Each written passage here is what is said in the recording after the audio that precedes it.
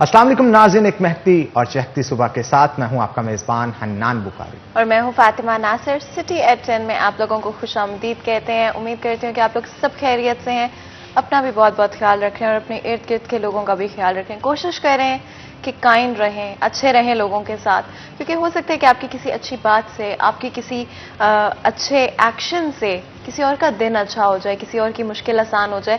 और यही एक मुसलमान होने के नाते, एक इंसान होने के नाते हमारा फ़र्ज़ है कि हम लोग जितना हो सके दूसरों की मदद लाजमी तौर पर करें। सबसे पहले हम लोग अपने शो में कोशिश करते हैं कि आप लोगों से वेदर के हवाले से बात करें। तो आइंदा 24 घंटे में मौसम के कुछ इस तरह के सूरत हाल रहने वाले हैं। शहर फैसलाबाद के अंदर ज़्यादा से ज़्यादा टेम्परेचर 39 डिग्रीज रहेगा और कम से कम 26 डिग्रीज रहेगा। जब आपको पता है आजकल धूप इतनी ज़्यादा होती है कि हमेशा जितना टेम्परेचर शो हो रहा होता है उससे ज़्यादा ही फील हो रहा होता है।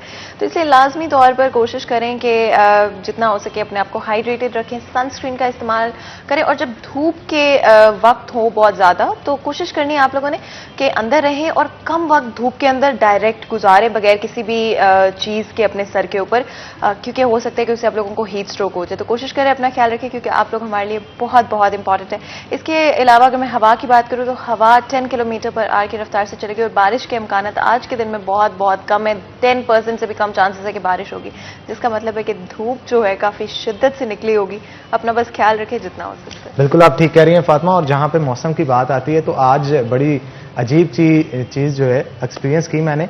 तो अजीब तो नहीं थी, खैर हर दफ़ा करनी पड़ती है, इसलिए बताने का मकसद ये है कि ऐसे लोग जो कि अनकॉन्शियसली गर्मी के अंदर अचानक पानी की टूटी जो है वो चला के नहाने के लिए खड़े हो जाएं या फिर हैंड वॉश करने के लिए खड़े हो जाएं, टूटी को पहले 1-2 मिनट चलते रहने दें, क्योंकि आग बरसाता पानी जो है उसमें से अक्सर निकलता है, जिसकी वजह से आप अच्छे खासे जो है वो झुलस भी जाते हैं। तो उससे बचने के लिए तरीकाकार ये है कि आप थोड़ी देर पहले पानी जो है या शावर जो है उसे चला दें, ताकि पाइप्स के अंदर जो पानी रुका हुआ है जिसके ऊपर सूरज की शुआएं पड़ने की वजह से वो काफी गर्म हो जाता है, उससे बचा जा सके। और इसके साथ साथ हाइड्रेटेड रहना चाहिए जनाब, ज्यादा से ज्यादा वाटर इनटेक करें और वाटर इनटेक को बढ़ाने के साथ साथ कोशिश करें कि उसके अंदर चिया सीड्स जो हैं वो मिला लें या फिर ऐसी चीज कोई लेमनेट मिला लें जिससे आपकी बॉडी को डिटॉक्सीफाई भी हो और उसके साथ साथ वाटर रिटेंशन भी इस हद तक होनी चाहिए आपकी बॉडी के अंदर कि गर्मी के अंदर जब आप बाहर निकलें तो धूप की वजह से जो पसीना निकलता है, मेहनत करने की वजह से जो पसीना निकलता है, उससे पानी की कमी जो है वो जिस्म के अंदर ना हो। और अक्सर औकात बहुत सारे वालिदैन जब बच्चों को स्कूल्स भेज रहे होते हैं तो कोशिश करें कि वाटर बॉटल उनको दे के लाजमी तौर पे साथ भेजें ताकि किसी किस्म की पानी की कमी ना हो। और अक्सर औकात स्कूल में, सरकारी स्कूलों में अक्सर देखा होता है आपने कि वहां पे साफ पानी नहीं मिल पाता, तो उससे भी बचने के लिए अगर वाटर बोतल आप साथ दे देते हैं तो उससे यह है कि बच्चा साफ पानी वक्तन फवक्तन पीता रहेगा। तो ये तो थी जनाब टिप्स। आगे बढ़ते हैं। जैसा कि रोजाना की बुनियाद पे हम आपको कहते थे, आपके अंदर कोई भी टैलेंट मौजूद है, टैलेंट जिससे आप अपना नाम बना सकते हैं, टैलेंट जो कि आपका मशगला हो सकता है, टैलेंट जो कि दुनिया को दिखाने से आप छा सकते हैं, तो जनाब उसके लिए आपको करना सिर्फ और सिर्फ ये होगा 30 सेकंड की वीडियो बनाएं, वीडियो बना के व्हाट्सएप करें उस नंबर पे जो कि इस वक्त आपकी स्क्रीन के ऊपर दिया जा रहा है। हम आपकी वीडियो को दिखाएंगे। आपके अंदर एक्टिंग का टैलेंट है, स्केचिंग का है, सिंगिंग का है या कोई भी टैलेंट आपके अंदर मौजूद है, उसकी वीडियो को हम ऑन स्क्रीन दिखाएंगे। यही नहीं बल्कि आपकी बर्थडे की सेलिब्रेशंस जनाब आपकी खुशियों के अंदर शामिल हुआ जाएगा। बर्थडे सेलिब्रेशंस की वीडियो बनाएं केक काटने की और हमें वो भी व्हाट्सएप करें, हम वो भी स्क्रीन के ऊपर दिखा के आपकी खुशियों के अंदर शामिल होंगे। और रोजाना की बुनियाद पर जैसा कि आपको पता है फातिमा, हमारी कोशिश होती है कि कोई ना कोई नई से नई खबर जो कि ऑन ट्रेंडिंग हो सोशल मीडिया के ऊपर या फिर इसके साथ साथ लोग उसे बड़ा पसंद करें, दिलचस्प हो, वो खबरें जो है हम वक्तन फवक्तन आपके साथ शेयर करते रहते हैं। आज जो खबर शेयर करेंगे वो सुरों के सुल्तान जिनका ताल्लुक फैसलाबाद लालपुर की धरती से, मैनचेस्टर ऑफ पाकिस्तान से है। तो जनाब मेरी मुराद जो है वो सुरों के सुल्तान जहां पे भी आते हैं तो उस्ताद नुसरत या फिर उस्ताद राहत का जिक्र जो है वो छिड़ जाता है। उस्ताद राहत फतेह अली खान के हवाले से गुफ्तगू करेंगे।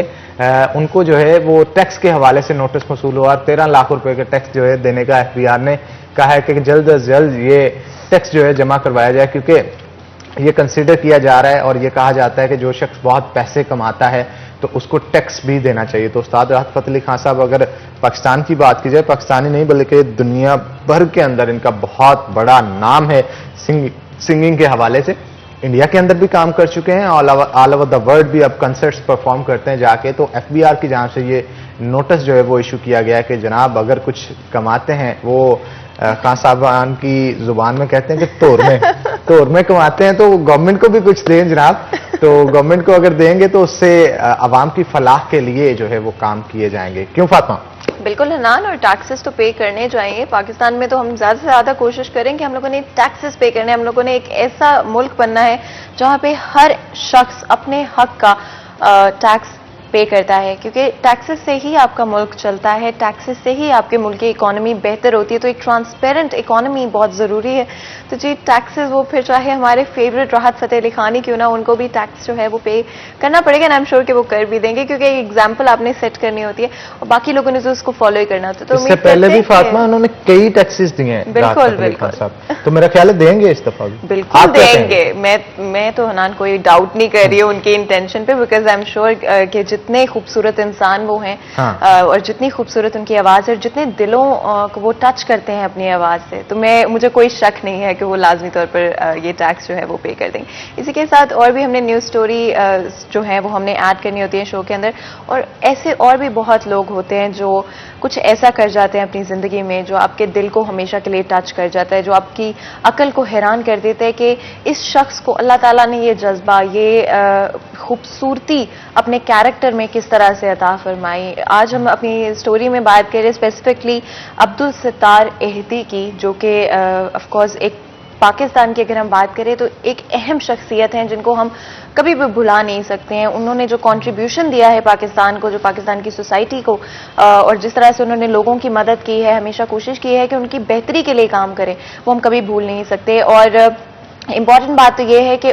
उनकी इस जज्बे को, और उन्होंने जो पाकिस्तान के लिए कंट्रीब्यूट किया है, एक स्टैचू तामीर किया गया है कोयटा के अंदर, जो कि इशाक लहरी स्कल्प्टर है जिन्होंने इस स्टैचू को बनाया है, और अब ये कोयटा के अंदर आप देख सकते हैं, कोई भी जाकर इसको विजिट भी कर सकता है। ये ईदी चौक में मौजूद है जो कि कोयटा के अंदर है। बहुत ही खूबसूरत स्टैचू है, और एक हमारी तरफ से ट्रिब्यूट है पाकिस्तान की तरफ से, पाकिस्तान के लोगों की तरफ से, हमारी आम पॉपुलेशन की तरफ से। उनका जो जज्बा था, हम चाहेंगे कि आने वाली हमारी जो जनरेशंस हैं उनमें भी ये जज्बा हो पाकिस्तान की खिदमत करने का, पाकिस्तान के लोगों की खिदमत करने का। और हर इंसान, ऐसा मुमकिन नहीं हो सकता कि शायद अपने आप को भुला के, अपनी जो सेल्फिशनेस है उसको छोड़कर इतना कुछ कर सकता हो अपने मुल्क के लिए। एक दफा मैंने एक इवन डॉक्यूमेंट्री देखी थी उनके ऊपर, जहां पर वो एक छोटे से मकान में रहते थे, एक सिंपल और सादा जिंदगी उन्होंने गुजारी। और मैं समझती हूँ कि मुसलमान के तौर पर, एक पाकिस्तानी के तौर पर, उन्होंने हमारे लिए एक ऐसी एग्जाम्पल सेट की है जो शायद हम पूरी जिंदगी भी कोशिश करें तो हम कभी उसको मीट नहीं कर सकते। बिल्कुल आप ठीक कह रही हैं फातिमा, और अगर इनके हयात जिंदगी के ऊपर अगर एक रोशनी डाली जाए तो ईदी साहब ने बड़ी ही सादा जिंदगी गुजारी है। इनके जो ईदी के नाम से ट्रस्ट चला रहे थे या फिर एनजीओ चला रहे थे, एम्बुलेंसेस का सिस्टम था, लाखों नहीं बल्कि करोड़ों रुपए फंड्स जो हैं इनके पास मौजूद होते थे। इसके बावजूद भी एक पाई भी अपनी आसाइश के लिए खर्चना हराम समझते थे। ईदी साहब की जिंदगी पे जब रोशनी डाली जाती है तो आप देखते हैं कि एक सादा से माकूल से घर के अंदर जिंदगी बसर करते हैं, और उस घर के अंदर और भी ऐसे बेशुमार बच्चे मौजूद होते हैं जिनके वालिदैन नहीं होते। तो उन छोटे छोटे बच्चों को ईदी साहब खुद अपने शलवार को टांग के नहला रहे होते थे, आस्तीनों को ऊपर करके उनको बता रहे होते थे, प्यार कर रहे होते थे, शफकत कर रहे होते थे, मोहब्बत का पैगाम जो है उनके अंदर डाल रहे होते थे, और इतनी शफकत के साथ उनके साथ पेश आते थे जैसे फील होता था कि उनका अपना बाप जो है उनको बुला रहा है। और यही नहीं, तपती धूप के अंदर ये कैरी डिब्बास जो होते हैं इनके अंदर भी ये एम्बुलेंसेज चलाते हुए ईदी साहब को देखा गया, और ईदी साहब ने बड़ी मेहनत करके लोगों की मदद की है। और गुज़श्ता दिनों में आपने एक खबर भी सुनी होगी और सोशल मीडिया पे भी वो काफी वायरल जो है वो देखा होगा कि इंडिया के अंदर जब कोविड के केसेस बढ़े, लोगों को ऑक्सीजन नहीं मिल रही थी, एम्बुलेंसेस के अंदर लोगों को जो है वो रखा गया, तो ईदी फाउंडेशन की जानब से ही इस चीज का ऐलान किया गया कि वो इंडिया में जाके उनकी हेल्प आउट करना चाहते हैं। इनके पास इतनी एम्बुलेंसेज मौजूद है कि उनको हेल्प आउट किया जा सकता है। तो ये वो जज्बा था, ये वो प्यार था जो कि इंसानियत के लिए उनके अंदर पाया जाता था। वो इंसानियत को ही सबसे आगे मानते थे। जब किसी इंसान की मदद कर ली जाती है, किसी दुखी को सहारा दे दिया जाता है, तो उनका मानना था कि उससे रब राजी है। वेलकम बैक सिटी एट 10 में आप लोगों को एक दफा फिर खुशामदीद कहते हैं। तो जी अब वक्त है एक बहुत ही इंटरेस्टिंग न्यूज आप लोगों के साथ शेयर करने का। ऑफ कोर्स हमारी कोशिश होती है फैसलाबाद के बारे में अगर कोई ऐसी न्यूज हो जिससे हम लोग खुश हो सके और हमें थोड़ा पॉजिटिव फील हो सके तो हम लाजमी तौर पर उसके बारे में आप लोगों से बात करें। तो जी फैसलाबाद के अंदर for the first time ever Pakistan और फैसलाबाद में पहली दफा एक एहराम बनाया जा रहा है और ये कोई आम एहराम नहीं है बल्कि बैक्टीरिया फ्री है। यानी कि ये टेक्नोलॉजी आज से 10, 15, 50 साल आगे की सोच है जहां पर कपड़ा ही ऐसा इस्तेमाल किया जाएगा, टेक्नोलॉजी ही ऐसी इस्तेमाल की जाएगी और बेसिक कपड़ों के अंदर जो कि बैक्टीरिया फ्री बना देगी उनको। और सऊदी अरेबिया की तरफ से ऑफिशियली ये प्रोडक्ट जो कि फैसलाबाद पाकिस्तान में तैयार किया जा रहा है लॉन्च किया जाएगा। एक अमेजिंग जो टेक्निक इस्तेमाल की जा रही है, नई तरह की टेक्नोलॉजी है। ऑफ कोर्स मैं और जानना चाहती हूँ इसके बारे में और हमारे अमेजिंग से जो एंकर पर्सन है बिलाल डोगर, उन्होंने उसके ऊपर एक रिपोर्ट बनाई है। तो आए जल्दी से इस रिपोर्ट को देखते हैं।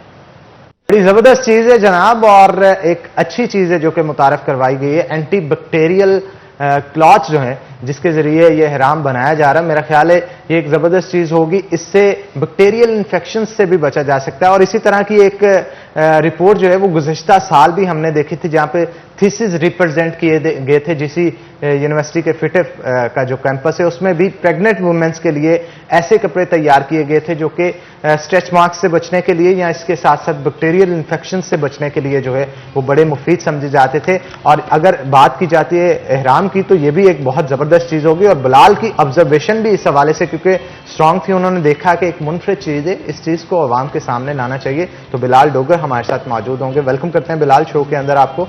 बिलाल, फाइंड आउट किस तरह से किया आपने इस चीज को और बैक्टीरिया की जब बात की जाती है किस किस तरह के इन्फेक्शन से महफूज रहा जा सकता है, इसका यूज जो हम करेंगे वहां पे, जैसा कि उन्होंने भी बताया कि बहुत सारे लोग दुनिया भर से आते हैं, मुख्तलिफ किस्म के बैक्टीरिया होते हैं, क्या कोई बीमारियां लगने की किसी किस्म की कोई शिकायत आ रही थी जिसकी वजह से इसे जरूरी समझा गया लॉन्च करना? हनान, बहुत शुक्रिया। फातिमा, आपको भी शुक्रिया। बेसिकली सऊदी हुकूमत की जानिब से विजन 2030 लॉन्च किया गया है। उसके तहत उन्होंने कहा कि इन दी हिस्ट्री, क्योंकि कोरोना के बाद ये काम पहले क्या कर रहे थे एआई टेक्सटाइल वाले जो फैसलाबाद के हैं, लेकिन सऊदी हुकूमत ने सोचा कि हम कुछ ऐसा इंट्रोड्यूस करें जिसकी बुनियाद के ऊपर ये जो बढ़ती हुई बीमारियां हैं या कोरोना का, क्योंकि WHO की तरफ से था कि ह्यूमन से ह्यूमन ट्रांसफर हो रहा है, तो उनका कोई ऐसी चीज हो जो कपड़े भी पहनते हैं, टच होते हैं, सब कुछ होते हैं, तो ऐसी कोई चीज है जिसकी वजह से सबको महफूज रखा जाए। तो उन्होंने 2030 के अंदर एक हरमैन शरीफैन का ऑफिशियल पेज है, उसके ऊपर एक ट्वीट आया कि इस वक्त ऑफिशियल एहराम लॉन्च किया जा रहा है 2030 विजन के तहत 2021 हज के लिए।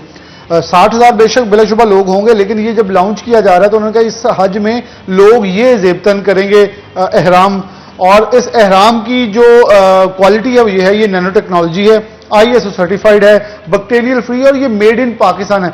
जब मेड इन पाकिस्तान है तो सईद हमारे सिटी 42 के रिपोर्टर बेसिकली जिन्होंने खबर दी थी, तो उन्होंने खबर जब चलाई तो उसके बाद मेरी नजर पड़ी, तो मैंने कहा यार, क्योंकि एहराम का जो मैन्युफैक्चरिंग है एक टॉवल से है, तो मैंने सोचा टॉवल इंडस्ट्री सबसे ज्यादा बड़ी फैसलाबाद जो मुल्तान है, तो मैंने आरिफ हसन मलिक साहब जो कि साबिक चेयरमैन है बूमा के, उनसे रब्ता किया कि आप ढूंढें, क्योंकि आरिफ हसन मलिक साहब इससे पहले एहराम पे काम कर चुके हैं। उन्होंने फिर उसके ऊपर काम किया, तो उन्होंने मुझे कहा एक अंजुम रशीद साहब हैं एआई टेक्सटाइल वाले, मुझे लगता है उन्होंने बनाया था, उन्होंने बनाया होगा। जब उन्होंने थोड़ा सा सर्च आउट किया और मैंने भी उनके साथ इस पे, हमने जब सर्च आउट किया तो वो निकले, फिर हमने उनसे रिक्वेस्ट की हम इसको देखना चाह रहे हैं, बनता हुआ सारा देखना चाह रहे हैं, तो हम उनके पास पहुंचे। ये खुड़िया वाला से जड़ा वाला रोड के ऊपर एआई टेक्सटाइल है, तो उनके पास जब पहुंचे तो उन्होंने कहा कि बेसिकली ये 2 साल से हम प्रोसीजर कर रहे हैं, हमने पूरी दुनिया के मुमालिक से जो केमिकल्स हैं मंगवा कर टेस्ट किए कपड़े के ऊपर कि बैक्टीरियल फ्री नैनो टेक्नोलॉजी को कैसे कामयाब बनाया जा सकता है। तो जर्मन ऐसे केमिकल्स है जिनसे हमें कामयाबी मिली। R&D टोटली एआई टेक्सटाइल की है, ये क्रेडिट टोटली पाकिस्तान का है, फैसलाबाद का है, और ये क्रेडिट हमें जाता भी है कि ये पूरी दुनिया नैनो टेक्नोलॉजी के ऊपर काम करी है, लेकिन हमें कामयाबी मिल चुकी है अल्हम्दुलिल्लाह। और एआई टेक्सटाइल की तरफ से जब ये नैनो टेक्नोलॉजी के ऊपर काम करके 2 साल की R&D करके उन्होंने खुद बताया अली रशीद ने कि हमारा भारी भरकम इसके ऊपर जो खर्चा है वो भी आ चुका है, लेकिन उन्होंने कहा कि हमें एक नीयत थी कि ये एक हरमैन शरीफैन के अंदर जाना है, तो हमारी एक अकीदत भी थी कि हम इसे बेहतरीन तरीके से फरीजा सर अंजाम दें, क्योंकि पूरी देखिए हनान, अभी ये 60,000, अभी जब लाखों में हज होना है, पूरी दुनिया ने साला साल जाना है उम्रे के लिए, और ये सिर्फ सऊदी अरब की प्रोडक्ट नहीं है, पाकिस्तान में अंदर भी जाना है, बांग्लादेश, भारत, पूरी दुनिया से जहां जहां बरतानिया, अमेरिका, जहां से हाजी आते हैं, आजमीन हुजाज आते हैं, जहां से आजमीन उम्रा आते हैं, उन सब लोगों ने ये जेबतन करना है, अपने अपने ममालिक से पहन के आते हैं। तो इसकी एक बहुत बड़ी एक्सपोर्ट्स जो है पाकिस्तान से हो सकती है। फिर इसके आगे ये सिर्फ एक स्टॉप नहीं है। जब आप प्रिकॉशन मैयर की तरफ जाते हैं, एहराम की तरफ, तो फिर आपने इससे आगे वहां होटलिंग है, वहां बेडशीट्स चाहिए, वहां टॉवल चाहिए, वहां कर्टन्स चाहिए, ये सारी नैनो टेक्नोलॉजी ट्रांसफर हो सकती है। फिर हमारे पास एक वेंचर खुल गया बहुत बड़ा एक्सपोर्ट्स का कि हमने इस तरफ देखना है, और ये सबसे बड़ा क्रेडिट हनान, ये हमारी एसएमई है, स्मॉल एंड मीडियम एंटरप्राइज। ये लार्ज स्केल मैन्युफैक्चरर्स नहीं है, ये एक छोटे लोग हैं, छोटे एसएमईज जिन्हें कहते हैं, एक छोटे स्केल से शुरू होने वाले लोग हैं जो ऊपर आए हैं, और इन्होंने अभी और ग्रो करना है। गवर्नमेंट इनकी तरफ कोशिश कर भी रही है, इनके लिए कोशा भी है। और जो सबसे खास चीज भी ये है कि जो आपकी, क्योंकि मैं जरा थोड़ा बैकग्राउंड देना चाह रहा था आपके वाले क्वेश्चन पे, आपने कहा ये बैक्टीरियल फ्री कैसे है।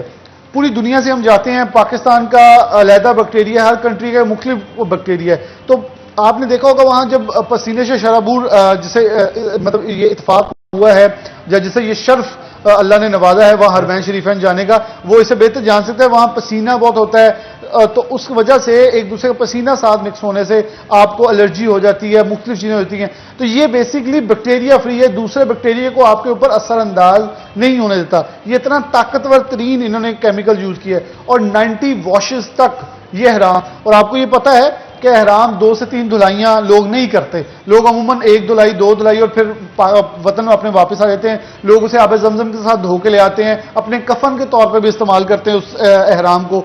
तो ये चीजें बड़ी हमारे लिए तकद्दुस का और अकीदत का पहलू भी रखती हैं, बड़ी अच्छी चीज है। फैसलाबाद ने इसके अंदर कोशिश की है, और मैं तो जी जब इसके ऊपर सर्च आउट किया तो बड़ी खुशी हुई कि हमने सबसे पहले, और ये हमें क्रेडिट सिटी 41 को जाता है, सिटी 42 के सिटी न्यूज नेटवर्क ने इस खबर को शाया किया, और इसके बाद हम ही इसके पीछे गए और हमने वो फैक्ट्री डग आउट की, उसके पीछे निकलते हुए हमने पूरी रिपोर्ट मुरतब की। अब सारे चैनल्स भी वहां जा रहे हैं, उसको रिपोर्ट्स बना रहे हैं, उसके ऊपर काम करें, हमसे भी पूछ रहे हैं कि उस ऊपर क्या क्या है, यूनिकनेस क्या है, इसके अंदर क्या क्या हम जा सकते हैं। ये एक मेरे ख्याल में एक बहुत बड़ा सेक्टर है, जहां हम काम करें तो बहुत आगे जा सकते हैं। अली रशीद साहब जो डायरेक्टर हैं, उन्होंने एक मुतालबा किया हुकूमत पाकिस्तान से कि इसको सर्टिफाइड करवाया जाए पाकिस्तान के नाम पे। वो कहते हैं, हम नहीं कहते यार एआई टेक्सटाइल इसका लाइसेंस ले, हम चाहते हैं गवर्नमेंट ऑफ पाकिस्तान इसका लाइसेंस ले, पेटेंट किया जाए, यानी कि ताकि कोई और देखें बांग्लादेश में भी खुलना है, भारत में खुलना है। अगर ये वो कह रहे हैं नैनो टेक्नोलॉजी हमने काम की है, ये हमारे नाम पे सर्टिफाइड होना चाहिए पाकिस्तान के नाम पे।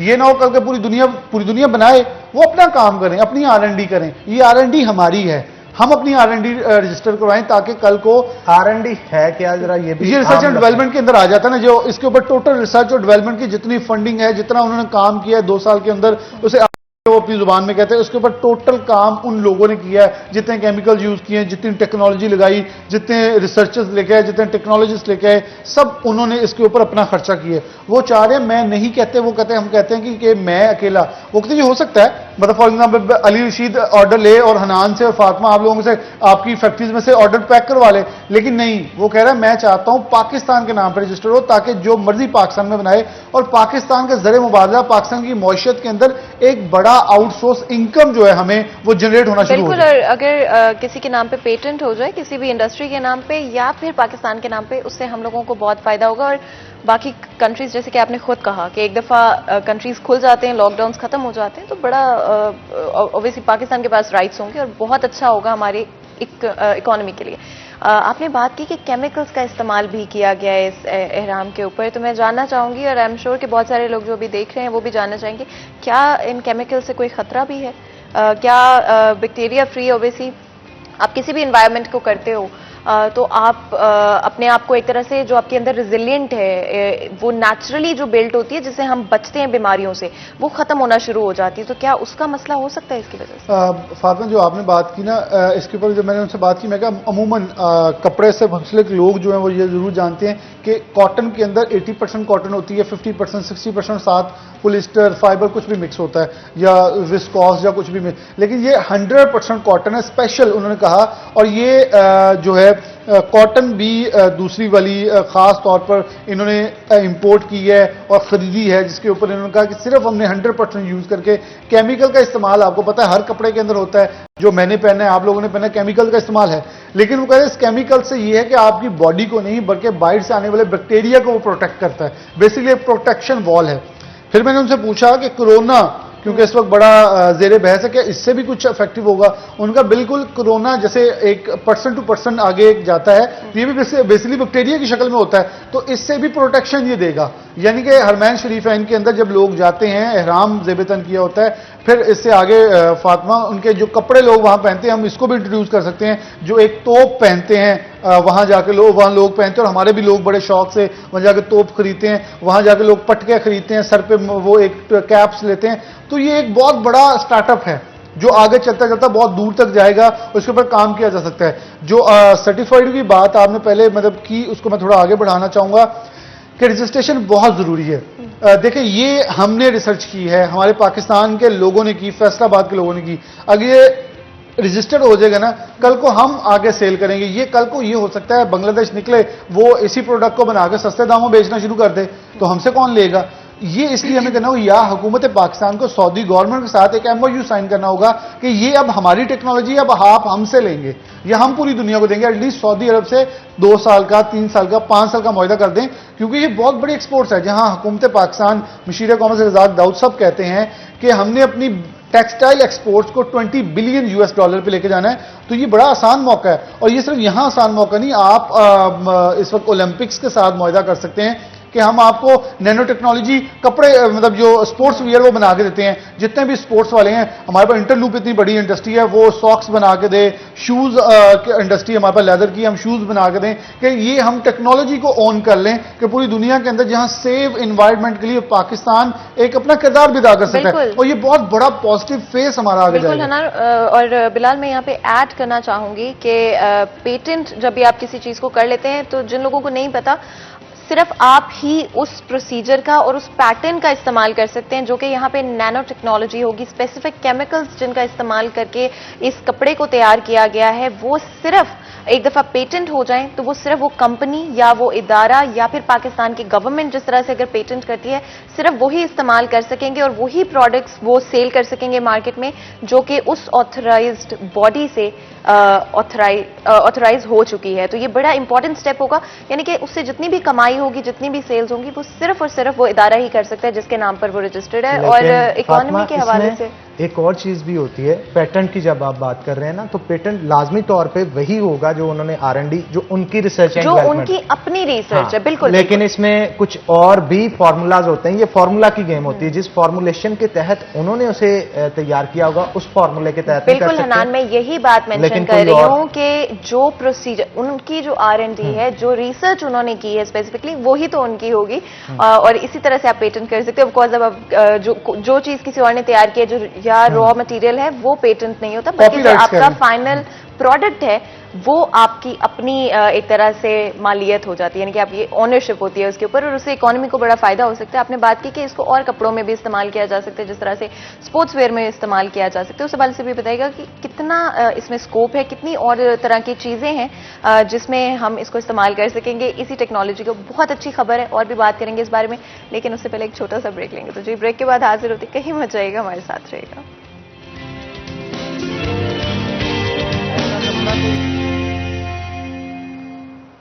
वेलकम बैक नाज़रीन, ब्रेक के बाद खुशामदीद। नाज़रीन, हमारे शहर फैसलाबाद के मारूफ बिजनेसमैन हैं सदाकत टेक्सटाइल से शुएब मुख्तार साहब। आज happy birthday to you Mukhtar साहब। मैं उम्मीद करती हूँ कि अल्लाह ताला आपकी ज़िंदगी में ढेरों ढेरों खुशहाल आए। सिटी 41 की तरफ से, हमारी मॉर्निंग शो की पूरी टीम की तरफ से, सिटी न्यूज़ नेटवर्क की तरफ से आपको ढेरों बर्थडे की विशेस हम भेज रहे हैं। बहुत सारी दुआएं भी हैं हमारी तरफ से आपके लिए, और साथ ही ऑफकोर्स हमारे साथ हमारे एंकर पर्सन मौजूद है बिलाल डोगर, जिनसे बात कर रहे थे नैनो टेक्नोलॉजी के हवाले से, और मैं मजीद उसी डिस्कशन को आगे लेके चलना चाहूंगी। फैसलाबाद के लिए बहुत अच्छी खबर है कि सऊदी अरेबिया के साथ पहली दफा इस तरह की कोलैबोरेशन हो रही है, जहां पे पाकिस्तान के अंदर ये प्रोडक्ट्स जो है बनाया जा रहा है, हम बात कर रहे थे ऑल्सो कि इसको पेटेंट करवा लेना चाहिए, यानी कि इस पे ऑथराइजेशन सिर्फ पाकिस्तान की गवर्नमेंट को या जिस इंडस्ट्री में इसको बनाया गया है, जिस मिल की तरफ से इसको तैयार किया गया है, उनको ले लेनी चाहिए, ताकि जितनी भी पैसे जनरेट होते हैं, जितनी भी सेल्स इसके थ्रू होती हैं, वो लाजमी तौर पर सिर्फ और सिर्फ पाकिस्तान की इकोनॉमी की ही मदद करती हैं। तो जी बिलाल डोगर हमारे साथ है। बिलाल, मजीद बात करते हैं इसी हवाले से।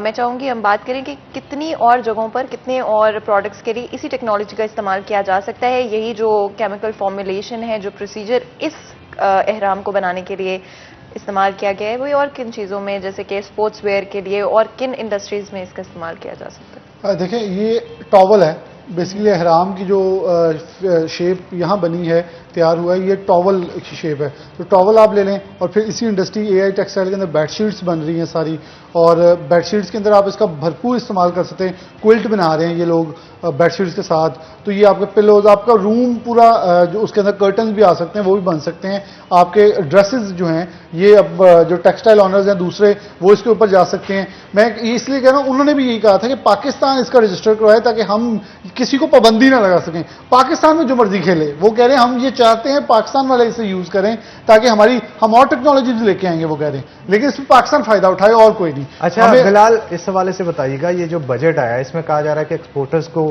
बहुत रिलीफ दिया जा रहा है और इससे काफी खुश नजर आ रहे हैं। आप क्या समझते हैं कि इससे एक आम आदमी पे इसका इम्पैक्ट क्या पड़ेगा? अच्छा, गुज़िश्ता रोज़ एक बजट के ऊपर जब बात करें तो गुज़िश्ता रोज़ भी इन्होंने नेपरा की तरफ से इजाज़त दे दी। जो बिजली के टैरिफ के ऊपर सब्सिडी थी उसे 1 साल तक बढ़ा दिया गया है, जो कि उन्होंने कहा था 2 साल या 3 साल के लिए बढ़ा दिया जाए। तो ये 30 जून 2022 के लिए एक्सटेंड कर दिया गया है टैरिफ को। और इसके अलावा बेसिकली जो मेन अब फोकस है टेक्सटाइल वालों का सारा 17% सेल टैक्स के ऊपर है, जीएसटी के ऊपर, जनरल सेल्स टैक्स। वो कह रहे हैं कि इसको रिमूव कर दें थोड़ा सा। एलएसएम के ऊपर आप थोड़ा सा लगाना चाहते लगाएं। देखें, रिफंड्स की शक्ल में मैं आपको एक छोटी सी एग्जांपल देता हूं। एक फैसलाबाद के एबूमा और पाकिस्तान बेडशीट एंड अपहोल्जरी एसोसिएशन के एग्जीक्यूटिव मेंबर है शहजाद अहमद। 10 करोड़ रुपया उनका लिक्विडिटी क्रंच में पड़ा है, 10 करोड़ रुपया। वो बंदा कह रहा है मेरा सिर्फ 20% पड़ा है मेरे पास, अगर वो थोड़ा सा भी लगेगा झटका मुझे 2 कंटेनर और का, मैं बिल्कुल फैक्ट्री बंद करके बैठ दूंगा। तो कल भी इसके ऊपर बात की तो खास तौर पर एहतशाम जुवैद साहब जो सदर हैं एफसीसीआई के, उन्होंने भी ये कहा कि मेरा बड़ा मुतालबा ये है कि एसएमईज को रिलीफ ज्यादा दे दें ताकि एटलीस्ट उनका लिक्विडिटी क्रंच जो है वो तो कवर अप हो ना, वो बेचारे अपने पांव पे तो खड़े हों। आप ये कह रहे हैं कि हम एसएमई को सपोर्ट करना चाहते हैं तो उन्हें ज्यादा जल्दी करें ताकि वो प्रॉम्प्ट तरीके से अपनी बैकअप कर सकें। आपकी मार्केट्स के अंदर इस वक्त, कल फजील ने रिपोर्ट दी, 140 रुपए मीटर कपड़ा बिक रहा है महंगे दामों, और आपका जो कोरा कपड़ा है जिसे ग्रे क्लॉथ कहते हैं वो 100 से ऊपर जा चुका है। इस वक्त आपकी कॉस्ट ऑफ डूइंग सबसे बड़ा हनान मसला बनी हुई है। गवर्नमेंट ने 9 सेंट कर दी थी बिजली, इसे दोबारा 7.5 सेंट पे ले जाना पड़ेगा, और ये इन्होंने एक्सटेंड कर दिया, अच्छा किया, लेकिन एनर्जी कॉस्ट को और कम करना पड़ेगा।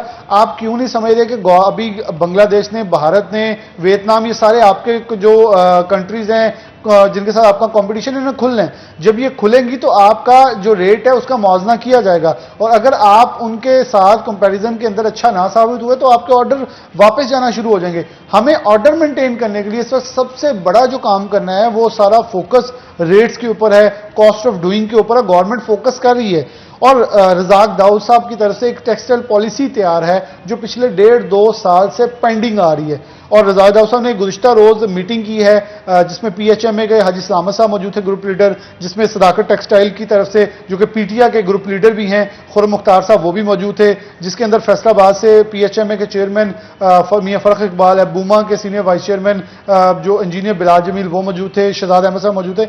इनका फिर से मुतालबा यही था कि टेक्सटाइल पॉलिसी कामयाब करवाएं। तो रजाक दाऊद साहब ने बड़ी यकीन दहानी करवाई है कि आने वाली मुलाकातों के अंदर, आने वाली मीटिंग्स के अंदर ईसीसी के अंदर से मंजूरी ले ली जाएगी, काबीना से मंजूरी हो जाएगी। और फिर उन्होंने ये भी यकीन दहानी कराई कि डीएलटीएल जो रिफंड्स की शक्ल में 70 अरब रुपया गवर्नमेंट की तरफ रुका हुआ है, 70 अरब रुपया, उसमें से 10 बिलियन यूएस डॉलर, 10 बिलियन जो रुपए हैं वो चंद दिनों के अंदर रिलीज कर दिए जाएंगे। और जो फाइनेंशियल बजट 2021-2022 था, इसके अंदर 20 बिलियन यूएस डॉलर डीएलटीएल रखा था, तो उन्होंने कहा इसे बढ़ा के 50 बिलियन कर दिया जाएगा। और मैं यकीन दहानी करवाता हूं कि मंजूरी से पहले ये 50 बिलियन डॉलर हो जाएगा। ये अच्छी चीज है गवर्नमेंट करी। रजाक दाऊद साहब को मैं बार बार आपके प्रोग्राम जब भी आता हूं हूँ, तारीफ इसलिए करता हूँ, ठीक है बहुत सारी नेगेटिव चीजें आती हैं, लेकिन वो शख्स कामयाब काम करने के लिए कोशिश कर रहा है इस टेक्सटाइल इंडस्ट्री के लिए। पेट्रोल के ऊपर क्या कहेंगे आप? पेट्रोल सुनना है कि 20 रुपए तक उसकी उड़ान मजीद जाएगी?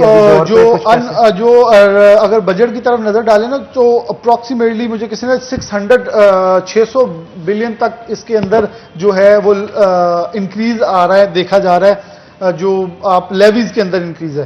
तो ये तो 20-25 रुपए का इजाफा, उस दिन रेहान बड़ाड़ा साहब थे चेयरमैन गारमेंट सिटी, उसके अलावा एक और इंडस्ट्रियलिस्ट थे, उन्होंने ये बात कर रहे थे मेरे से कि ये जो आप इस वक्त लेवीज की तरफ नहीं जा रहे, जब ये लेवी टैक्सेस आने हैं ना तब आपका तेल ऊपर होना है। जब तेल ऊपर आया, महंगाई तो फिर ऑटोमेटिकली आ जानी। देखे ना, आमतौर की हर चीज महंगी हुई, तफसीलात महंगी होगी, उसका बोझ सब्जियों पे, फ्रूट पे, जितने गंदम पे, आटे पे, चीनी पे, हर चीज पे पड़ेगा। तो चीजें आपको नहीं लगता कि इस साल का जो बजट है उसमें कई जगहों पे रिलीफ देने की कोशिश की गई है टेक्सटाइल इंडस्ट्री को? और अगर दूसरी चीजों में भी देखें, क्योंकि यूजुअली महंगाई की तरफ हम जा रहे थे, चाहे हम लोग पीछे सस्ती नहीं की गई हैं चीजें, लेकिन महंगाई की तरफ भी नहीं गए, तो क्या ये एक एफर्ट नहीं हो सकता कि चीजें बेहतर हो? और प्राइस कंट्रोल की जहां पे हम बात करते हैं, क्या हो सकता है कि इसमें माफिया को बहुत बड़ा हाथ हो, जहां पे गवर्नमेंट के लिए मुश्किल हो जाता है कि वो इस माफिया सिस्टम को तोड़कर प्राइसेस को कम कर सके? आपका क्या ख्याल है? लेकिन फातिमा, मैं तो मतलब गवर्नमेंट कहती है, इमरान खान साहब बहुत कैटेगोरिकली बार बार कह चुके हैं माफिया माफिया नजर आता है, वो माफिया सामने।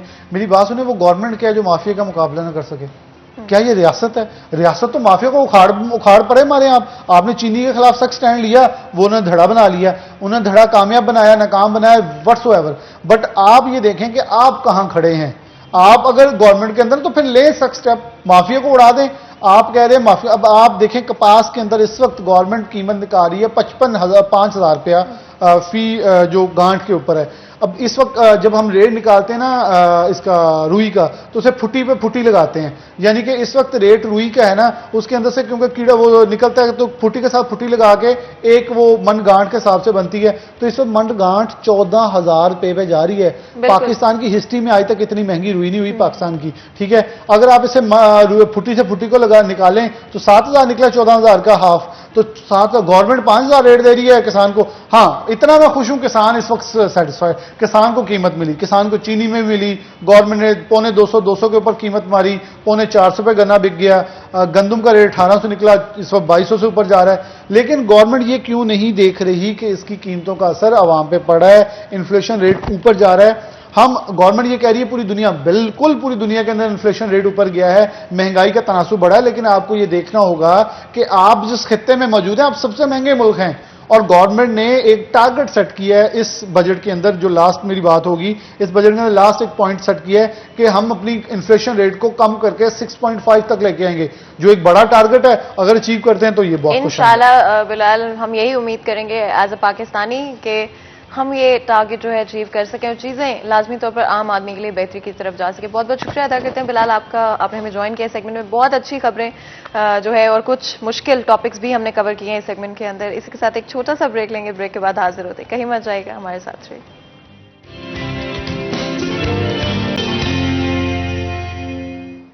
वेलकम बैक नाज़रीन, ब्रेक के बाद खुश आमदीद। अगर आप चाहते हैं कि आपकी पर्सनैलिटी ज़बरदस्त हो तो उसके लिए आपकी ड्रेसिंग और हेयर स्टाइल ज़बरदस्त होना चाहिए। वही ड्रेसिंग लिबास की तरफ से की गई है। अगर आप भी चाहते हैं ज़बरदस्त से कुर्ते, पैंट कोट्स और पैंट शर्ट्स जो हैं वो खरीदें, तो उसके लिए आपको सूसा रोड पे फैज़ान मदीना के सामने इनकी आउटलेट मौजूद है, जहाँ पे जाके आप परचेजिंग कर सकते हैं। इसके अलावा कचहरी बाजार में भी इनकी आउटलेट मौजूद है। और इसके साथ साथ अगर आप चाहते हैं कि आपका हेयर स्टाइल ज़बरदस्त हो तो उसके लिए आपको प्राइम हेयर क्लब जाना होगा, जो कि जना कॉलोनी में आईडी बैटरी के बिल्कुल सामने मौजूद है। तो हमारे साथ फातिमा भी मौजूद हैं। फातिमा, आज आप भी लश लश कर रही हैं, लगता है समर कलेक्शन के अंदर से समर कलर्स जो है उनका इंतखाब आप कर रही हैं। आई थिंक समर, जब भी गर्मियों की बात करते हैं तो कलर्स बड़ा इंपॉर्टेंट हिस्सा होते हैं। अच्छे कलर्स पहने चाहिए, फ्रेश कलर्स पहने चाहिए, जिससे आपका मूड भी उतना ही रिफ्रेश्ड और अच्छा रहता है। तो हनान, आपने भी आज जो कलर पहना है, आई थिंक समर्स के लिहाज से वो बहुत अच्छा है। चाहे वो येलो हो जाए, पर्पलिश टोन्स हो जाए, स्पेशली वाइट बहुत ही इन है। और जिसको बोलते हैं मैचिंग सेपरेट्स, यानी कि जो आपकी शर्ट है और आपका ट्राउजर है सेम कलर का जो है आजकल बहुत ट्रेंड कर रहा है, तो लाजमी तौर पर आप उसको इस समर इस्तेमाल कर सकते हैं, घर पर भी और बाहर भी। और ऑफ कोर्स हम लोगों की तो एक रिवायत है कि आप लोगों के साथ हम लोगों ने ये जो किचन का सेगमेंट है स्पेसिफिकली हम लोग करते हैं, जहाँ पर हम लोग चाय तैयार करते हैं, और कोई आम चाय नहीं बल्कि डियर टी स्पेसिफिकली बनती है। हनान, मेरा ख्याल है हम अपने ऑडियंस को और वेट नहीं कराएं और जल्दी से किचन की तरफ चलते हैं। किचन में जा रहे हैं जनाब और चाय बनाई जाएगी लज्जत से भरपूर और आज के दिन को मजेदार बनाया जाएगा। चाय की जब भी बात की जाती है तो डियर टी का जिक्र ना हो ये तो हो ही नहीं सकता जनाब। हमारे पास दो तरह की डियर टीज मौजूद है, एक तो दाने वाली है, दूसरी एक्सट्रीम क्वालिटी है। आज हम दाने वाली चाय का इस्तेमाल करेंगे क्योंकि थोड़ा स्ट्रांग चाय पीने का मन कर रहा है और स्ट्रांग चाय के लिए आपका इंतखाब सबसे पहले दाने वाली डियर टी होना चाहिए। और इसके साथ साथ आपको बताता चलूं डियर टी दुनिया के बेहतरीन बागात में से जबरदस्त पत्तियां चुन के लाती है ताकि अपने चाहने वालों को यानी हमारी ऑडियंस को, जो कि हमें तो बहुत अजीज है, उसके साथ साथ अपने कस्टमर्स डियर टी को भी बहुत अजीज है। इसी वजह से बेहतरीन क्वालिटी की चाय जो है वो आप तक पहुंचाई जाती है जिसका अरोमा, टेक्सचर, टेस्ट सब कुछ बेहतरीन होता है। और इनकी कोशिश होती है कि कभी भी क्वालिटी के ऊपर कॉम्प्रोमाइज ना किया जाए। जब क्वालिटी पे कॉम्प्रोमाइज नहीं किया जाता तो चीज़ जो है वो बेहतरीन आप तक पहुंचती है। तो 2 चम्मच चाय के 2 कप्स के लिए जो है वो फातिमा यूज़ करेंगी ताकि आज कड़क और ज़बरदस्त चाय जो है वो बनाई जा सके। और इसके साथ साथ मैं बताते चलूँ इसकी पैकिंग के हवाले से 2 तरह की पैकिंग होती है, एक रेड और येलो। दोनों पैकिंग के अंदर बेहतरीन जो पैकिंग है वो यूज़ की जाती है ताकि किसी किस्म की कोई जर्म्स जो हैं इसके अंदर पेनिट्रेट ना कर पाए और कोई भी ऐसी चीज़ ना जा पाए जिससे इसकी टेस्ट जो है वो ख़राब हो। और जैसे ही आप पैकिंग को खोलते हैं तो पैकिंग के खुलते ही अरोमा जो है वो जहाँ पूरा फैल जाता है और पत्ती के ऐड करते ही चाय में जो रंगत नज़र आती है उससे महसूस होता है कि चाय बड़ी लज्जत भरी भरदी है। और इसके साथ साथ अगर आपको चाहिए हीरे की अंगूठी तो फातिमा हमें क्या करना होगा? बिल्कुल हनान, आपको बस इतना करना है, बड़ा ही इजी सा प्रोसेस है। आपने एक्सट्रीम क्वालिटी डियर टी की पैकिंग खरीदनी है जिसके ऊपर जैसे आप देख सकते हैं कि ये इवन बनी भी हुई है, डायमंड रिंग की एक पिक्चर भी बनी हुई है और उसके ऊपर लिखा हुआ है। ये जो लकी ड्रॉ है सिर्फ और सिर्फ फैसलाबाद के लोगों के लिए, सिर्फ फैसलाबादियों के लिए किया जा रहा है।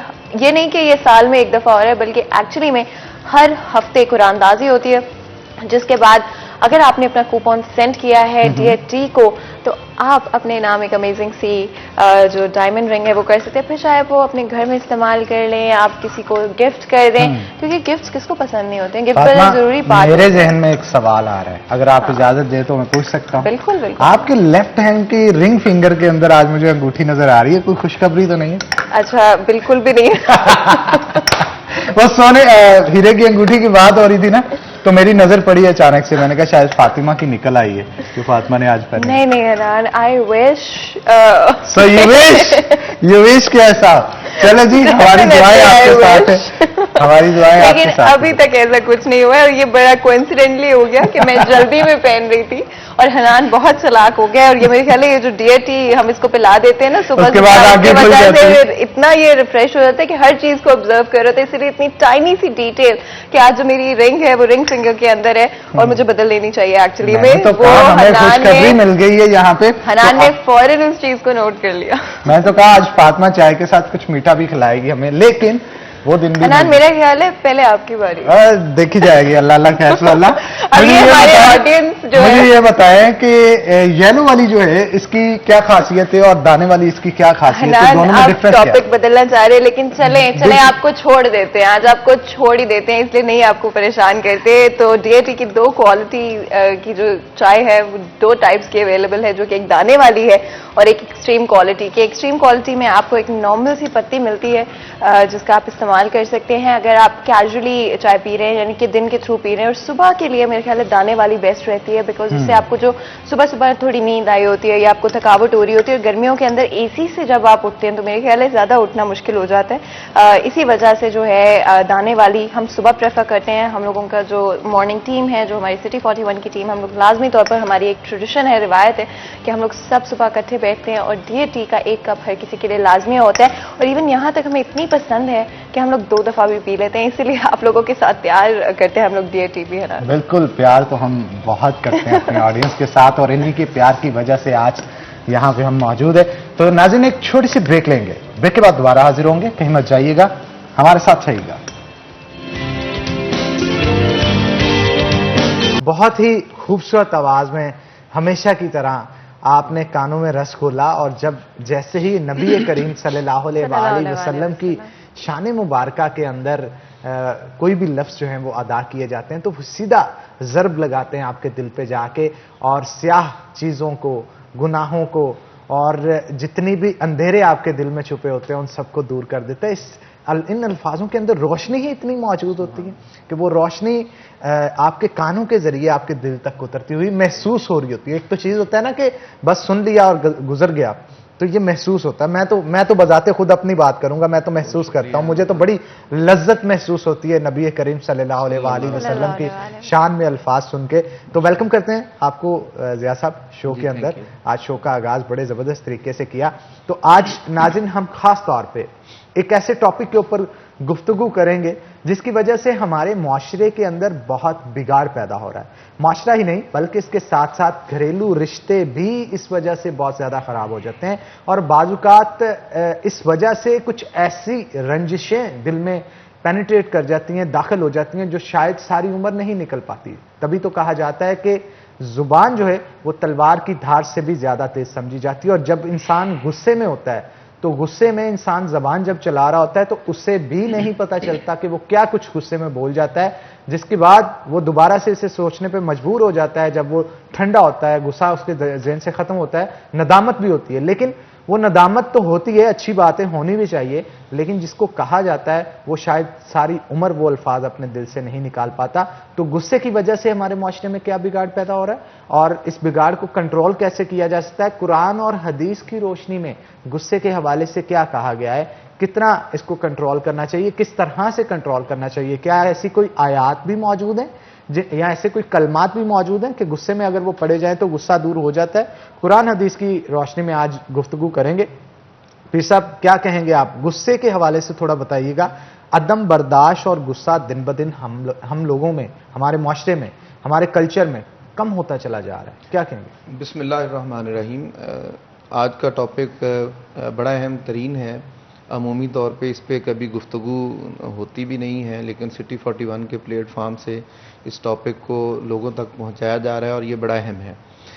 आप देखिए कि दीन मतीन की खासियत ये है कि हालांकि ये इंसानी एक कैफियत है कि एक कैफियत में इंसान इस हालत में होता है कि उसको हम गुस्सा कहते हैं।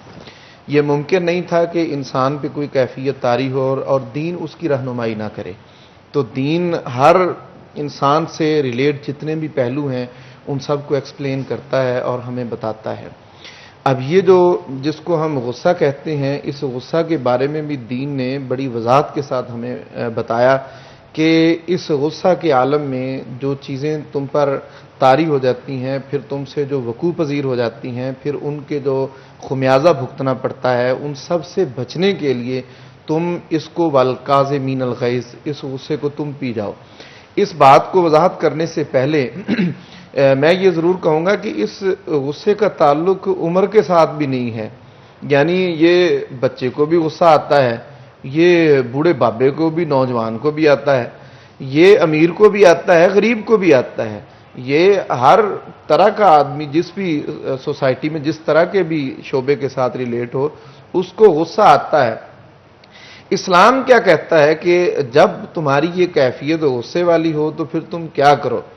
इस्लाम ने, हमारे ईमान ने, हमारे दीन ने, हमारे कुरान ने मोमिन की सिफात को जिक्र किया और उनमें से एक सिफत ये जिक्र की, अल्लज़ीना युनफिकूना फिस्सर्राइ वद्दर्रा वल काज़िमीन अल गैज़, कि ये मोमिन की अलामतों में से एक अलामत है कि जब भी उनको गुस्सा आता है तो वो गुस्सा को पी जाने वाले होते हैं।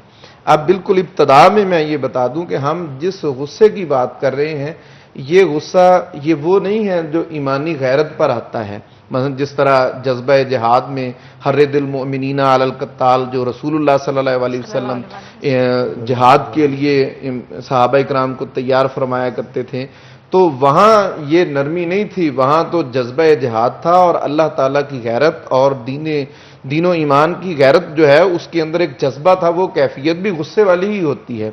ये कैफियत तो अल्लाह ताला के प्यारे महबूब सल्लल्लाहु ताला अलैहि वसल्लम पर भी तारी हुई कि जब वो कोई अल्लाह ताला की नाफरमानी देखते तो आपका चेहरा सुर्ख हो जाता था।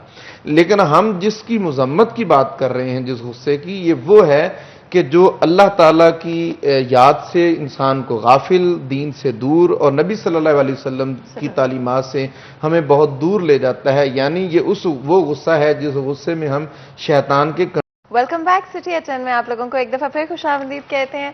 तो जी आज जुमे का दिन है और जुमे के दिन हमारी कोशिश होती है कि हम लोग लाजमी तौर पर इस्लाम के हवाले से कुछ बातचीत करें और ना सिर्फ इस्लाम के हवाले से बल्कि हमारे प्यारे नबी सल्लल्लाहु अलैहि वसल्लम की जो तालीमात हैं, उन्होंने जिस तरह से ज़िंदगी गुजारी है, उस हवाले से हम बातचीत करें, उस पर और रोशनी डालें ताकि हम बेहतर मुसलमान बन सकें, बेहतर इंसान बन सकें। और बेशक हमारे लिए सबसे बेहतर एग्जाम्पल जो अल्लाह ताला ने भेजी है वो इस दुनिया में सिर्फ हुजूर सल्लल्लाहु अलैहि वसल्लम है। तो जी पीर ज़िया अहमद हाशमी साहब हमारे साथ मौजूद हैं और हम बात करते हैं गुस्से के हवाले से। गुस्सा एक ऐसी चीज़ है जो हमारी सोसाइटी पर बड़ा ही नेगेटिव इम्पैक्ट ला रहा है। आजकल स्ट्रेस इतना है, टेंशनें इतनी बढ़ गई हैं, काम इतने ज़्यादा होते हैं, इतनी तेज़ रफ्तार ज़िंदगी हो गई है कि गुस्सा एक आम सी चीज़ बन गया, एक मामूल बन गया। बुरे मूड में रहना, गुस्सा करना अपने घर वालों पे, अपने प्यारों पे, इवन अगर हम बाहर निकलते हैं तो चाहे गाड़ी में बैठे हो, ट्रैफिक पर गुस्सा करना, हर जगह पर गुस्सा हमारी ज़िंदगी का एक बड़ा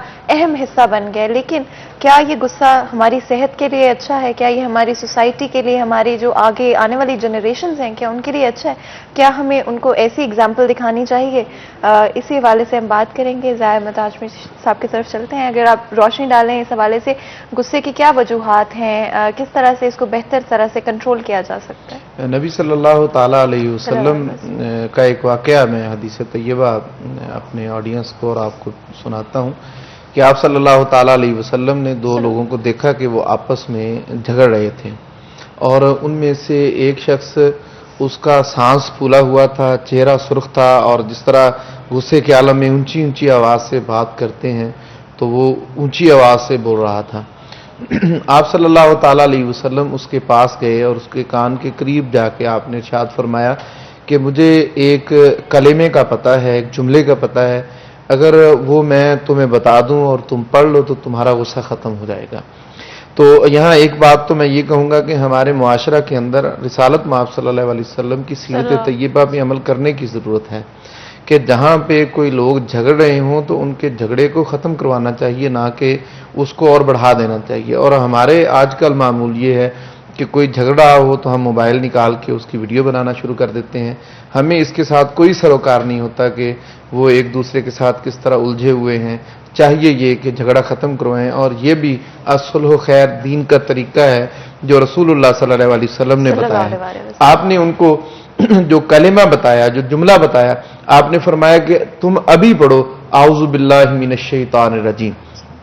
यानी जब किसी इंसान को गुस्सा आए तो उसे चाहिए कि वो आऊज़ु बिल्लाहि मिनश शैतानिर रजीम पढ़ा करे, यानी फौरन अल्लाह ताला की पनाह में चला जाए। क्यों? इसलिए कि जब इंसान गुस्सा में होता है तो फरमाया कि वो शख्स तो शैतान के कंट्रोल में होता है और वो उससे जो चाहे करवा ले। और आप देखिए कि हमारे मुआशरा के अंदर वो एक ही मिनट होता है जिस एक मिनट के अंदर कोई इंसान लड़ाई का फैसला करता है और अपने हतमी इक़दामात की तरफ चला जाता है। माँ बाप औलाद के दरमियान झगड़ा, मियाँ बीवी के दरमियान झगड़ा, भाई भाई के दरमियान लड़ाई, दोस्त दोस्त के दरमियान लड़ाई, मुआशरे के अंदर, सोसाइटी के अंदर एक दूसरे के साथ जो उलझने हैं, आप अगर उस एक मिनट को, जिस वक्त आप गुस्सा जो है बहुत ज्यादा आया हुआ है, उस पर अगर कंट्रोल कर जाएं तो ये सारे लड़ाई झगड़े वैसे ही खत्म हो जाएं, क्योंकि वही एक वक्त होता है। आप सल्लल्लाहु ताला अलैहि वसल्लम ने इरशाद फरमाया, अब इसका हल भी है। इस्लाम सिर्फ ये नहीं करता कि वो बताए कि मर्ज इसको ये है, इस्लाम उसका हल भी बताता है। ये रूहानी मर्ज, इसका हल भी रसूलुल्लाह सल्लल्लाहु अलैहि वसल्लम ने बताया। आपने फरमाया कि जब तुम में से कोई शदीद गुस्सा के आलम में आ जाए तो फिर उसे चाहिए कि वो खामोश हो जाए, यानी खामोशी हाल बताया। एक आऊज़ु बिल्लाहि मिनश शैतानिर रजीम, बिस्मिल्लाहिर रहमानिर रहीम, एक तावुज़ बता दिया, दूसरा खामोशी। और एक और हदीस तैयबा के अंदर यह है कि अगर तुम बहुत ज्यादा गुस्से में हो और तुम खड़े हो तो फिर तुम बैठ जाओ, अगर तुम बैठे हुए हो तो फिर तुम लेट जाओ। आप सल्लल्लाहु ताला अलैहि वसल्लम ने एक हदीस तैयबा में इस गुस्सा को कंट्रोल करने के लिए यह भी इरशाद फरमाया कि तुम्हें जब शदीद गुस्सा आ जाए तो फिर तुम वुजू करो, या तुम गुस्ल कर लो यानी नहा लो। असल में क्या है, ये गुस्सा को जाने के लिए ये अब मेडिकली तौर पर भी इसको हम जांच कर सकते हैं कि इंसान की जब पोजीशन चेंज होती है, वो यानी खड़ा था और बैठ गया, बैठा था तो लेट गया, यानी आम हालत में था तो उसने अपने चेहरे के ऊपर पानी डाल लिया या अपने बदन के ऊपर पानी डाल लिया, तो वो उस कैफियत से बाहर निकल जाएगा जो गुस्से की कैफियत है। तो आप सल्लल्लाहु ताला अलैहि वसल्लम ने बड़ी वजाहत के साथ ये बता दिया, एक इंसान जब गुस्सा में होता है उस वक्त वो अपने आप पर अगर कंट्रोल कर ले, आप सल्लल्लाहु अलैहि वसल्लम की हदीसें मुबारक है, आपने फरमाया कि पहलवान वो नहीं है जो किसी को बिछाड़ दे यानी जमीन पे चित कर दे और उसके ऊपर गालिब आ जाए। आप सल्लल्लाहु अलैहि वसल्लम ने फरमाया कुव्वत वाला और पहलवान वो है जो अपने गुस्से के आलम में अपने आप को काबू में रखता है। तो इस्लाम हमें ये रहनुमाई करता है कि ये जो कैफियत गुस्से की है इस पर आप काबू पाइए। मैं जिस तरह कि आपने इब्तिदा में पूछा कि आखिर क्या वजह है कि इंसान गुस्से में क्यों आता है, इसके बहुत सारे असबाब हैं।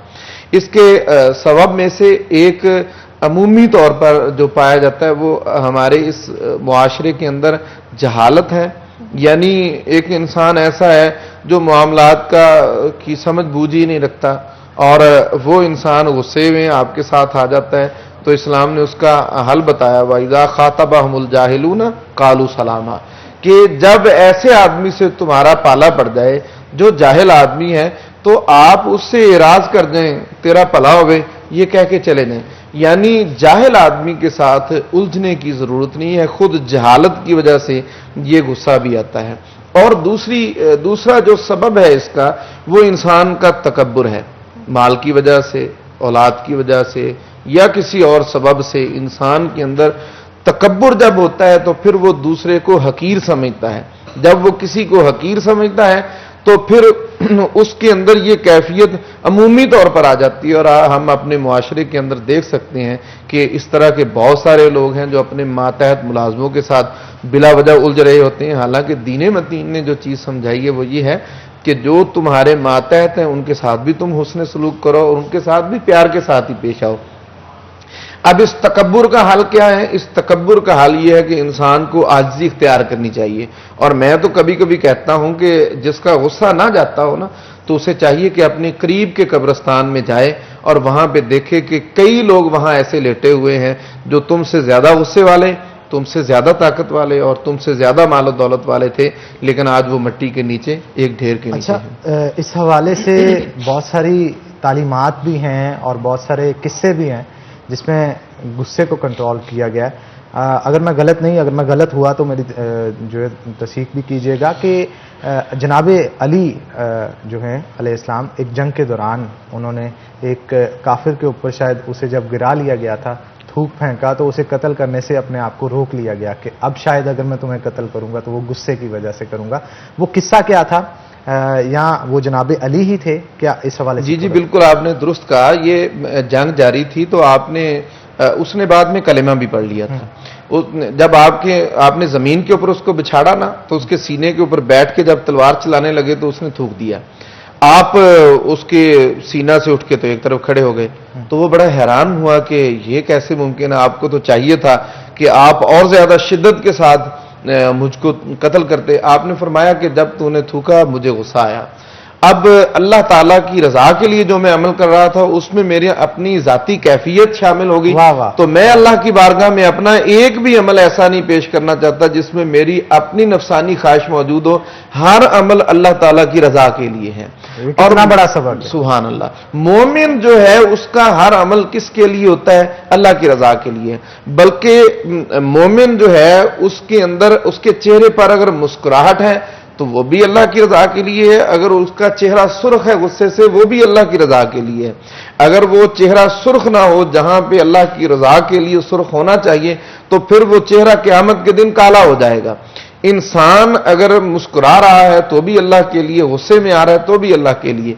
जब इंसान अपनी जातियात से निकलकर अल्लाह ताला की बारगाह में अपने आप को पेश करता है, इसी वजह से तो इसको मोमिन की सिफत भी कहा ना कि वो इंसान जो उस पर कैफियत तारी हुई लेकिन उसे इस बात की परवाह नहीं। एक हदीस तय्यबा मुझे याद आ गई कि आप सल्लल्लाहु अलैहि वसल्लम ने फरमाया कि क़यामत के दिन एक शख्स को लाया जाएगा जो दुनिया के अंदर गुस्सा पी जाता था, बिल्कुल तो उसे कहा जाएगा तुम्हें इख्तियार है कि जन्नत में चले जाओ। वाह क्या वाह। बात है, सुभान अल्लाह। इतनी खूबसूरत जब बातें कर रहे होते हैं दिल तो नहीं करता है कि हम ब्रेक लें, लेकिन वो भी शो का हिस्सा है। तो यहाँ पे एक बिल्कुल छोटा सा ब्रेक लेंगे और ब्रेक के बाद हाजिर होंगे। कहीं मत जाएगा, हमारे साथ रहेगा।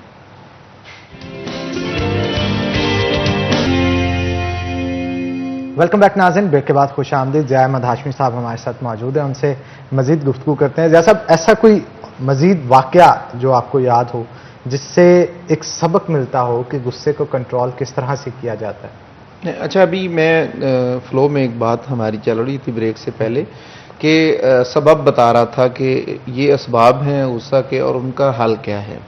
अभी हमने दो चीज़ें बता दी, एक तो तकब्बुर सबब बनता है तो उसके लिए आजिज़ी इख्तियार करनी चाहिए, एक जहालत है उनसे एराज़ करना चाहिए, यानी जाहिलों के साथ बहस व मुबाहिसा नहीं करना चाहिए। एक सबब बनता है जब कोई किसी के हक़ को गसब करता है, किसी का हक़ खाता है, किसी का हक़ मारता है, तो वो जो इंसान किसी का हक़ गसब करता है तो ये बहुत बड़ा फैक्टर है हमारे मुआशरे के अंदर जो सबब बनता है अमूमी तौर पर गुस्से का। आज हम अगर जायज़ा लें तो ये जितने भी मामलात चल रहे हैं जिसमें किसी का हिस्सा किसी ने खा लिया, घर के अंदर अमूमी तौर पे लड़ाई झगड़े इसी वजह से विरासत की तकसीम पे हो रहे हैं और ख़रीदारी पे हो रहे होते हैं, और कई मामलात ऐसे हैं जिन पे इस्लाम ये कहता है कि तुम हर एक के साथ इंसाफ और अदल से पेश आओ। इसका हल अदल और इंसाफ है। अब देखिए कि हमारा टॉपिक एक था गुस्सा, लेकिन उसके कितने सारे फैक्टर्स हैं और उसके हल जो दीन इस्लाम बता रहा है, तो किस तरह से इस्लाम ने इसको कवर किया है कि तुम अपने आप को अल्लाह ताला की बंदगी में ले आओ, इताअत में ले आओ, तो तुम्हारे सारे मामलात ही सुधर जाएंगे। आप सल्लल्लाहु ताला अलैहि वसल्लम की बारगाह में एक शख्स आ गया, उन्होंने अर्ज की या रसूलल्लाह औसीनी, मुझे आप कोई वसीयत फरमा दें। आप सल्लल्लाहु अलैहि वसल्लम ने फरमाया कि गुस्सा मत कर। उसने फिर पूछा या रसूलल्लाह कोई और नसीहत। आप सल्लल्लाहु अलैहि वसल्लम ने फरमाया गुस्सा मत किया कर। सहाबी फरमाते हैं कि उन्होंने कितनी मर्तबा आप सल्लल्लाहु ताला अलैहि वसल्लम से यही सवाल किया और आप सल्लल्लाहु अलैहि वसल्लम ने हर मर्तबा उसको यही जवाब दिया कि गुस्सा ना किया कर।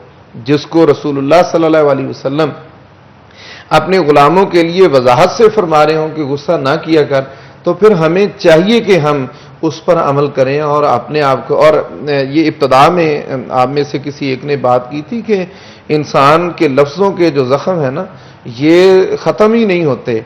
हम जब बात कर रहे होते हैं हमें ये अंदाज़ा नहीं होता कि हम दूसरे के साथ जो बात कर रहे हैं इसके असरात कितनी देर तक उसके ऊपर रहेंगे और कब तक वो इसके बारे में। हमने तो एक मरतबा बोल दिया, और हम अमूमी तौर पर अपने घरों के अंदर, अब मैं घर की बात करता हूं, कि छोटी छोटी चीज़ों पर इस कदर ज़्यादा गुस्से से बात करते हैं अपने बच्चों के साथ, अपने अहले खाना के साथ, वालिदैन के साथ, बहन भाइयों के साथ। यानी उस चीज़ की औकात कितनी होती है, 10 से 20 रुपए जितनी भी होगी या थोड़ी सी ज़्यादा भी हो, लेकिन उसके लिए इस कदर सख्त जुमलों से पेश आ जाना कि वो हमेशा के लिए उसके दिल के ऊपर नक्श हो जाए। तो हमें अपने रवैयों को चेंज करना होगा, इस गुस्से को ख़त्म करके बर्दाश्त लाना होगी और अपने लहजे के अंदर नरमी पैदा करना होगी। इससे हमें अल्लाह ताला का कुर्ब नसीब होगा। वो जो मैं हदीस तय्यबा ब्रेक के वक्त सुना रहा था उसकी थोड़ी सी डिटेल में बता देता हूं। एक शख्स वो होता है जो गुस्से में कुछ करना चाह रहा होता है और वो इतनी पावर और ताकत रखता है कि वो जिस तरह कह रहा है उस तरह वो कर भी सकता है, लेकिन वो अल्लाह ताला के डर से वैसा नहीं करता। आप सल्लल्लाहु अलैहि वसल्लम ने फरमाया ऐसे शख्स को क़यामत के दिन लाया जाएगा और क़यामत के दिन उसको इख्तियार दिया जाएगा जन्नत में जाने का कि दुनिया के अंदर तुझे अल्लाह ताला ने ये कुव्वत ताकत दे रखी थी कि तुम जो कह रहे थे वो कर सकते थे गुस्से के आलम में, लेकिन तुमने ऐसा नहीं किया। आज सब लोगों के अंदर तुम्हें ये इख्तियार है कि तुम जन्नत में अल्लाह ताला के इनामात को हासिल। बिल्कुल आप ठीक कह रहे हैं। इसी तरह की तालीमात की हमें मौजूदा दौर के अंदर ज़रूरत है।